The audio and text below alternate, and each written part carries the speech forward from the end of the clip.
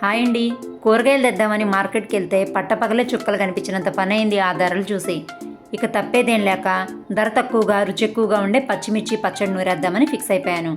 ఇదేదో నేను ఇప్పుడు కొత్తగా చేస్తున్న పచ్చడి కాదండి, ఎప్పటి నుంచో మా అమ్మ నూరుతున్న పచ్చడే. అదేంటోనండి, ఈ పచ్చడి చేయడానికి తేలిగ్గా, తినడానికి రుచిగా భలేగా ఉంటుంది. పైపెచ్చు బోనస్గా ఇటు బ్రేక్ఫాస్ట్లోకైనా అటు లంచ్లోకైనా పర్ఫెక్ట్గా సూట్ అవుతుంది.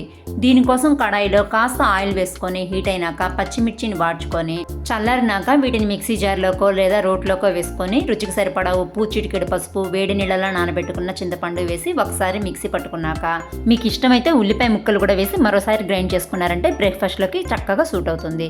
ఇకపోతే దీన్నే లంచ్లోకి పర్ఫెక్ట్గా ప్రిపేర్ చేసుకోవాలంటే కాస్త ఆయిల్ వేసుకొని హీట్ అయ్యాక ఆవాలు, మినపప్పు, జీలకర్రతో పాటు కాస్త ఇంగువ, 2 రెమ్మల కరివేపాకు కూడా వేసుకొని ఎర్రగా పోపు వేగినాక పచ్చడిని కూడా వేసి 2-3 నిమిషాలు వాడ్చుకుంటే సరిపోతుంది. ఈ పచ్చడిని వేడి వేడి అన్నంలో కాస్త నెయ్యి జోడించుకొని తిన్నామనుకోండి, టేస్ట్ అయితే అదిరిపోతుంది. రెసిపీ నచ్చిందా? అయితే లైక్ చేయండి, షేర్ చేయండి, ఛానల్ని సబ్స్క్రైబ్ చేసుకోండి.